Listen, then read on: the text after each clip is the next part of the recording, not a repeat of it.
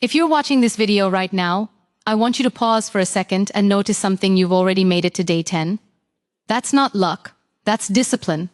That's someone who's serious about changing their life through language. And I see you. Most English learners never realize this.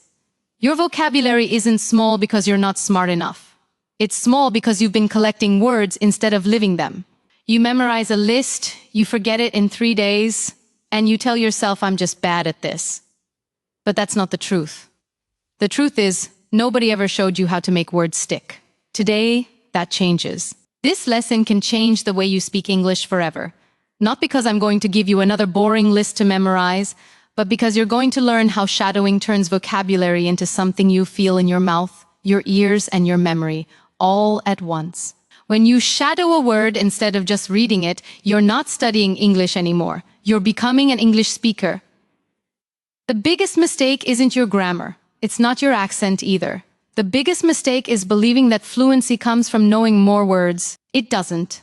Fluency comes from owning fewer words so completely that they come out of you without thinking, the way your own name does. By the end of this video, you're going to walk away with 5 powerful ways to make new vocabulary part of who you are, not just something written in a notebook you never open again. So take a breath.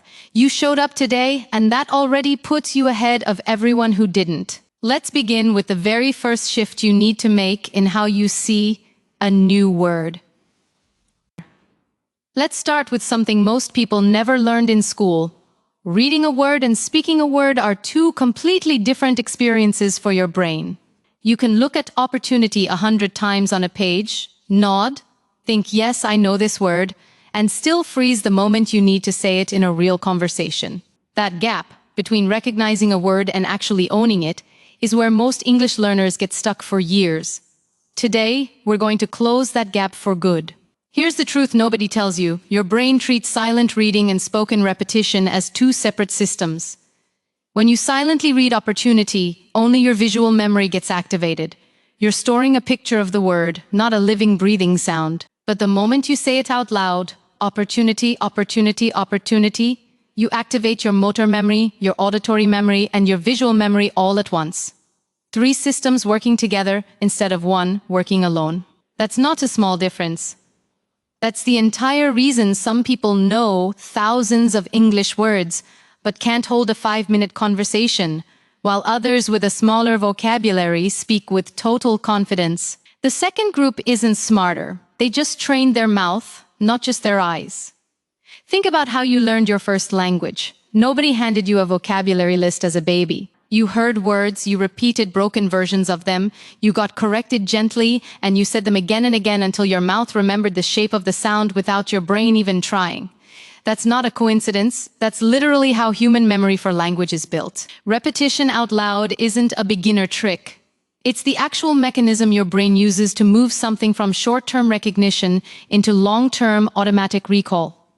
Shadowing simply gives you that same natural process, on purpose, as an adult. So what does this look like in practice? When you shadow a native speaker saying a new word, let's say resilience, you're not just copying sounds for fun.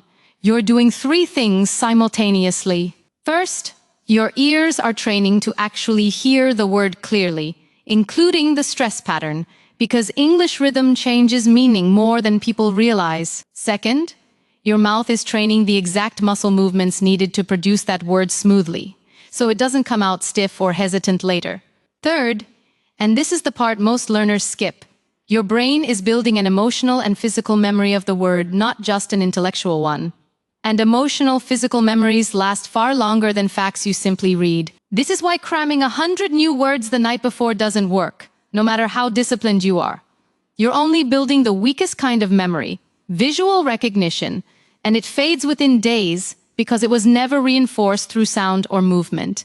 But when you take just 5 or 6 words and say them out loud, repeatedly in full sentences, with real emotion and rhythm, something different happens. Those words stop being vocabulary. They become part of your voice. I want you to notice something about the way you already speak your native language. You don't think about grammar rules when you talk. You don't pause to recall vocabulary from a mental list. The words simply arrive.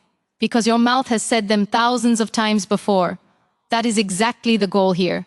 Not to know more English, but to make the English you know come out of you instantly, without hesitation, without translating in your head first. So here's your shift for today. Stop treating new words as things to memorize and start treating them as things to rehearse. Say them out loud even if you're alone. Say them with feeling. Say them in a full sentence, not in isolation, because words don't live alone. They live inside rhythm and emotion and real human moments. Every time you repeat a word out loud instead of just reading it silently, you're not reviewing, you're rebuilding the wiring in your brain that turns effort into fluency. You've already spent 10 days showing up for yourself. That discipline is rare. Now imagine what happens when you combine that consistency with a method your brain was actually designed to learn language through. This is where real transformation begins. Not from knowing more, but from repeating with purpose out loud until the words become yours. There's a moment every English learner remembers. The moment you learned a word perfectly in your head, felt proud of it, and then completely blanked when you needed it in real conversation. If that's happened to you, I want you to know something important. It wasn't a failure of intelligence. It was a failure of method. And today we're fixing that with one simple secret. Shadowing with delay, not shadowing with copying. Here's what most people get wrong about shadowing. They think it just means repeating after a speaker immediately, word for word, like an echo. That's a start, but it's not where the real magic happens. The real secret is this. True shadowing means listening first, absorbing the rhythm and meaning, and then reproducing it a beat behind. Almost like your brain is processing and rebuilding the sentence in real time, not just mimicking sound. This tiny difference changes everything, because it forces your brain to actually process meaning while you speak, instead of just parroting noise without understanding. Let me explain why this matters so much for vocabulary specifically. When you learn a new word in isolation, say, overwhelmed, and just repeat it after someone, you're training pronunciation, but you're not training usage. But when you shadow a full sentence like, I felt completely overwhelmed before my presentation, but I pushed through anyway, something different happens. Your brain doesn't just store the word overwhelmed, it stores the word attached to a feeling, a context, a grammar pattern, and a rhythm. That's what makes a word stick forever, instead of disappearing after a week. Words that are learned attached to real emotional context get filed into a completely different part of memory than words memorized as isolated vocabulary. The part reserved for things you actually use, not just things you once studied. This is also why native speakers rarely forget words once they're comfortable using them, while learners forget words constantly even after reviewing them dozens of times. It's not about repetition count, it's about repetition quality. 10 repetitions of a word inside real, emotional, rhythmic sentences will outperform 100 repetitions of that same word sitting alone on a flashcard. Your brain isn't built to store isolated data efficiently. It's built to store stories, patterns, and experiences. Shadowing works because it turns vocabulary into a tiny story every single time. Here's something else most learners never realize. Shadowing also trains prediction. As you shadow more and more English audio, your brain slowly starts predicting what word is likely to come next in a sentence, based on patterns you've absorbed without even consciously studying grammar. This is exactly how fluent speakers process language so quickly. They're not translating and calculating grammar rules in real time, they're recognizing patterns they've heard 1,000 times before. When you shadow consistently, you're quietly building that same predictive fluency, word by word, sentence by sentence, without ever feeling like you're studying grammar at all. So how do you actually use this secret starting today? Choose a short clip. Even 15 to 20 seconds is enough. Listen to it once, just to absorb the meaning and emotion, without trying to repeat anything yet. Then listen again, and this time, speak along just slightly behind the speaker, letting your mouth catch the rhythm rather than rushing to keep up. Don't aim for perfection on the first try. Aim for flow. Do this same short clip 3 or 4 times in a row. By the third repetition, you'll notice something remarkable. Words that felt clumsy in your mouth the first time will start to feel natural, almost automatic. This is the difference between studying English and absorbing English. Flashcards ask your brain to store facts. Shadowing asks your brain to live inside language the way you once lived inside your first language, before you ever knew what a grammar rule was. You don't need 100 new words today. You need 5 or 6 words shadowed with real feeling, inside real sentences, repeated with intention. That's how vocabulary stops being something you're trying to remember and starts becoming something you simply know, the same way you know your own name, without ever having to think about it. Here's a question worth sitting with for a moment. How many English words do you already know that you've never once said out loud in a real conversation? If you're honest, the number is probably in the thousands. You recognize them in articles, you understand them in movies, you could even define them if someone asked, but they sit in your memory like unused tools in a locked toolbox. Today, we're going to talk about how to take those locked-away words and turn them into something you actually use, naturally, in real conversations.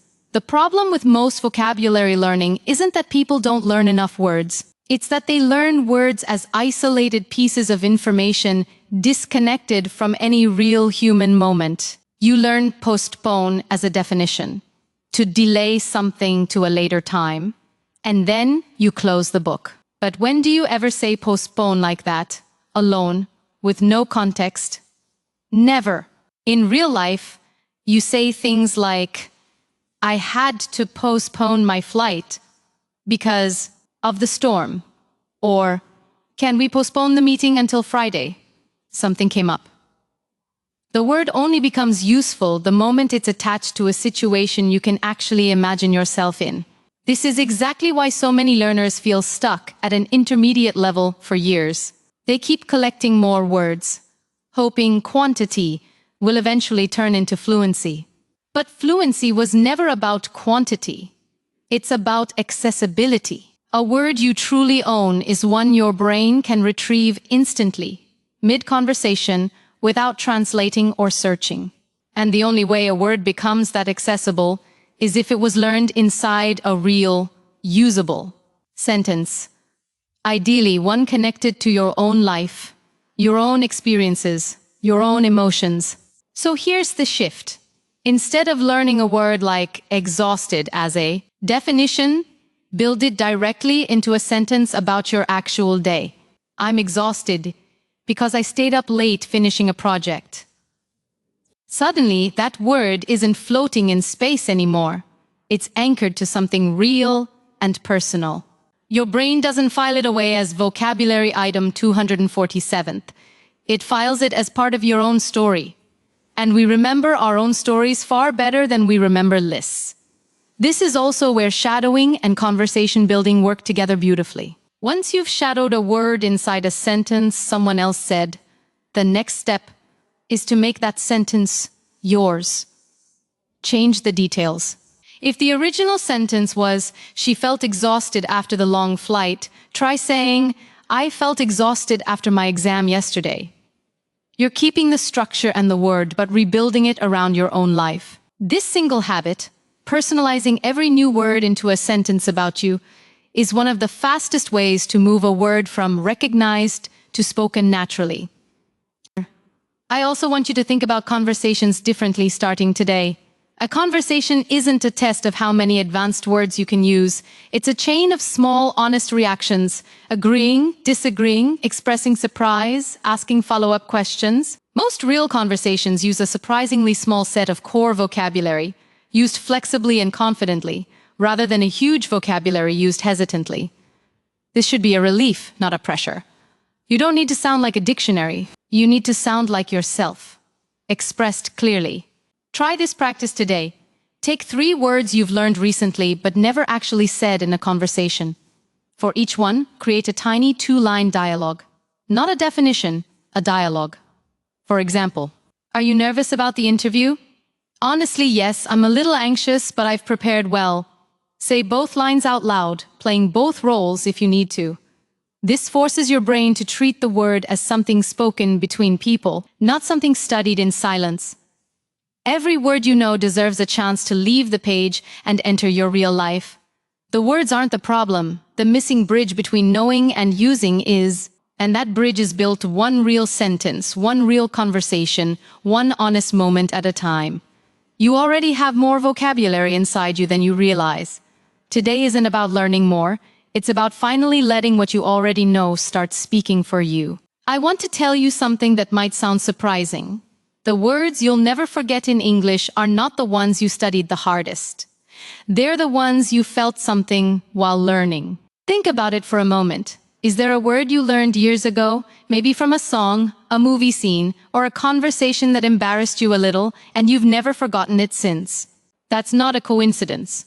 That's your brain telling you exactly how memory really works. Here's the science behind it, explained simply. Your brain doesn't treat all information equally. Neutral facts, like a word sitting alone on a flashcard, get stored in a fragile, easily forgotten way. But anything tied to emotion gets tagged as important and gets moved into deeper, longer-lasting memory. This isn't a learning hack someone invented. It's how human memory has worked for as long as we've existed. We remember the day that scared us, the moment that made us laugh uncontrollably, the sentence that embarrassed us in front of someone we admired, far more clearly than we remember ordinary, emotionless information. Vocabulary is no different. A word attached to feeling becomes almost impossible to forget. A word attached to nothing fades within days. This is why so many learners struggle with retention, despite doing everything right. You review your word lists, you highlight, you rewrite definitions, and still, a week later, half the words are gone. It's not because you're forgetful, it's because the words were never given a reason to matter to your brain. Your memory isn't lazy, it's simply protecting itself from being flooded with information it has no way to prioritize. Emotion is the signal that tells your brain, keep this one. This one's important. So how do you use this on purpose, instead of waiting for emotional moments to randomly happen? This is the real secret. Attach feeling to new words intentionally, even when you're studying alone. Instead of saying a new word in a flat, robotic voice, say it the way you'd actually feel it. If the word is furious, don't just repeat furious, furious, furious, quietly. Say it the way you'd say it if you were actually furious. With real tone, real energy, maybe even a little exaggerated. If the word is grateful, say it slowly, warmly, the way you'd say it to someone who truly helped you. Your voice becomes the emotional trigger your brain needs to lock that word into long-term memory. You can go even further by connecting new words to real memories from your own life, even briefly. If you're learning the word relieved, don't just imagine a random example sentence. Think of an actual moment you felt relieved. Maybe when you got good news, or finished something stressful. Say the sentence using that real memory. I felt so relieved when I finally submitted that assignment. Now the word isn't floating in an imaginary textbook world. It's tied to something that actually happened to you, which means your brain has a real emotional anchor to hold on to. This is also why shadowing emotional dialogue, arguments, apologies, exciting news, comforting conversations, tends to build vocabulary faster than shadowing flat, neutral news reports. When you shadow someone saying, I can't believe you did this without telling me, with real frustration in their voice, and you copy that same energy, your brain isn't just learning grammar and pronunciation. It's learning the word inside a felt human moment, which is exactly the kind of memory that lasts for years, not days. Here's your practice for today. Take 2 or 3 words you've recently learned and struggled to remember. This time, instead of repeating them calmly, say each one with real emotional energy, as if you actually mean it. Then build one sentence around a genuine memory from your life. Say it slowly, with feeling, not like you're reciting information, but like you're actually telling someone something true about yourself. Vocabulary doesn't live in the analytical list-making part of your brain. It lives in the same part that holds your favorite memories, your proudest moments, your most honest feelings. When you learn a word with emotion, you're not just memorizing English anymore. You're making that word a small part of your own story. And stories, unlike lists, are something we almost never forget.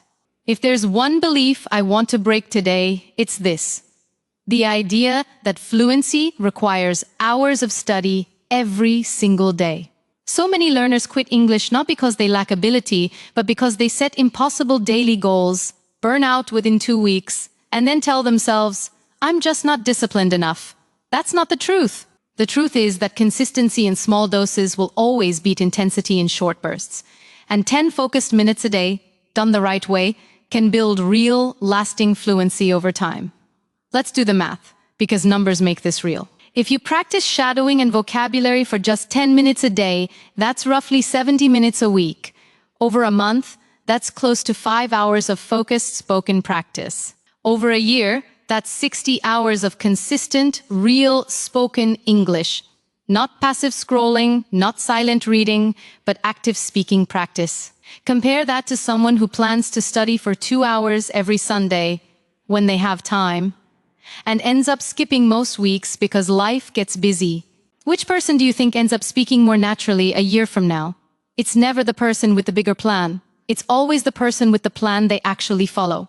Here's why short daily sessions work so well for vocabulary specifically. Remember what we talked about earlier? Memory isn't built through one long exposure, it's built through repeated exposure over time, spaced out, so your brain has to work to retrieve the word again and again. This is called spaced repetition. And it's one of the most well-documented ways human memory actually strengthens. A word you review once for an hour will fade quickly.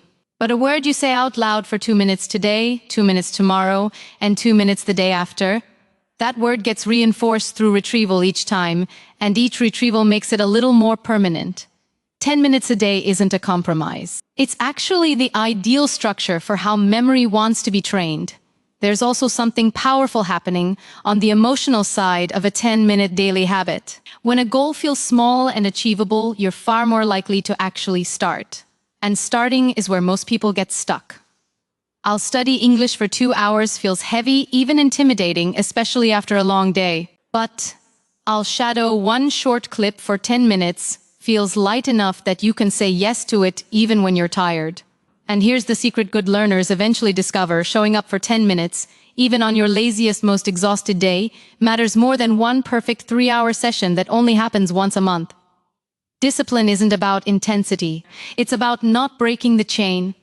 So what should those 10 minutes actually look like? Keep it simple and focused, not scattered. Spend the first 3 minutes shadowing a short audio clip, the same one, 2 or 3 times, letting your mouth catch the rhythm. Spend the next 4 minutes taking 2 or 3 new words from that clip and building your own personal sentences around them, saying each one out loud with real feeling, connected if possible to something from your actual life. Spend the final 3 minutes reviewing words from previous days. Not new ones, just words you learned earlier this week. Saying them out loud once or twice to keep that retrieval memory active. That's it. No complicated system, no overwhelming checklist. Just 10 honest minutes, repeated daily. I also want you to notice something about day 10 of this challenge. You didn't get here by studying for hours every single day. You got here by showing up again and again in small, consistent doses, even on the days you didn't feel like it. That pattern, small, repeated, honest effort, is not just how you'll finish this 21-day challenge. It's how you'll build fluency for the rest of your life, long after this series ends. Here's your challenge before tomorrow's lesson. Commit to 10 minutes, just 10, at the same time each day if you can. Not because 10 minutes is magic, but because 10 minutes is sustainable. And sustainable is what actually builds fluency over months and years, while ambitious plans quietly get abandoned by week 2. You don't need more hours in your day. You need 10 honest minutes, given consistently, to a version of yourself that's becoming more fluent than you were yesterday. And based on how far you've already come, I believe you're exactly the kind of person who will keep showing up.